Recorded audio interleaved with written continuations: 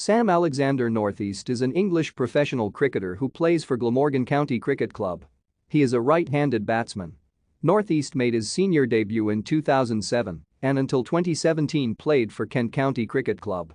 He captained the Kent First side for most of the 2015 season before being formally appointed as club captain in 2016. He captained the side in 2017 before being replaced before the 2018 season after declining to sign a contract extension committing himself to the club in the longer term. After signing for Hampshire in February 2018, Northeast made his debut for the England Lions later in the month against a West Indies A in Antigua. In July 2022, Northeast scored 410, not out in a first-class innings. Northeast was born in Ashford in Kent in 1989 and grew up in Walmer near Dover. He first came to prominence when as a 13-year-old schoolboy he scored 1900s during 2003, 11 for Wellesley House School in Broadstairs, more than doubling the record for runs scored in a season for the school which had been set by Graham Cowdray in 1977. Thank you for watching.